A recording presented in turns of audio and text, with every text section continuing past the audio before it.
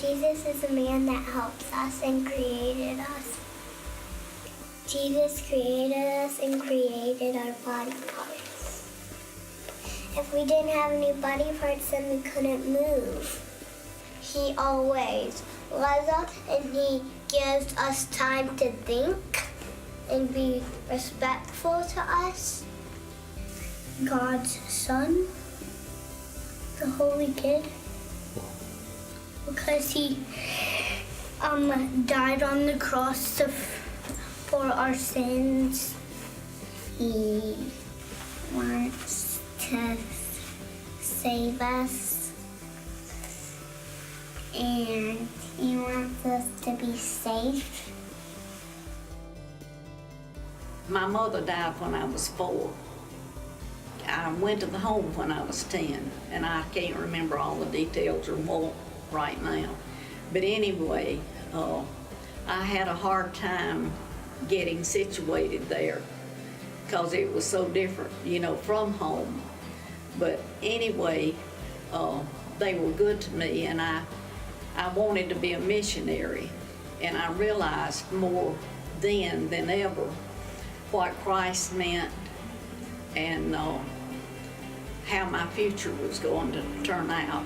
Well, it's a Christian life you try to live, I think, following the footsteps of Christ. That's what I thought I was doing when I entered medicine. I thought I was going to like to think I was following in the Christ's footsteps as best I could.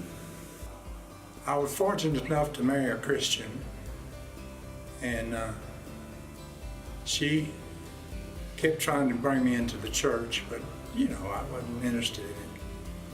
And when I got called back into service during the Korean War, I was at the airport ready to go overseas. I told her, I said, well, when I come back, I'll go to church with you. What made me say it, I don't know. But then when I got back, I kept my promise, and that's how I became a Christian.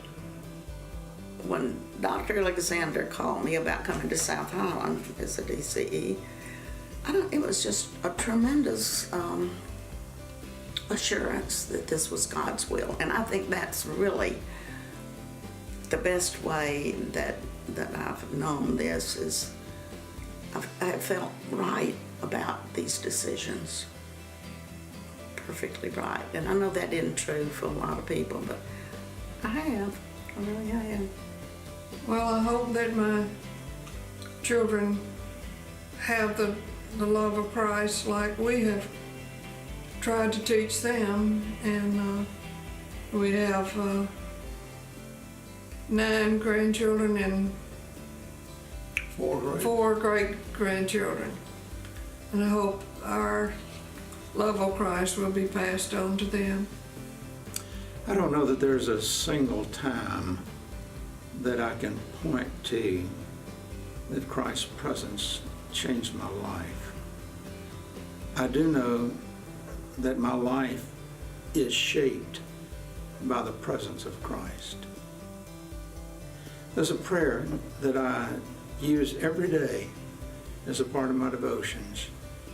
It's Christ be with me, Christ within me, Christ before me, Christ behind me, Christ beside me, Christ to win me, Christ to comfort and restore me. It's a prayer of St. Patrick, and it's one that has become very meaningful to me, so that each one of those phrases is one that I lean upon as a sincere hope and petition that Christ will be present in everything that I do. If you ask what Christ has taught us about giving and stewardship, then you have to look at Christ's life, more so than his words. He came down from heaven and gave himself to us in full measure. And he said, greater love is no one than this, that a man lay down his life for his friends, and then he did it. He gave everything, held back nothing. And if that's not the greatest example of stewardship, I don't know what is higher than that. His whole life was an act of stewardship and giving.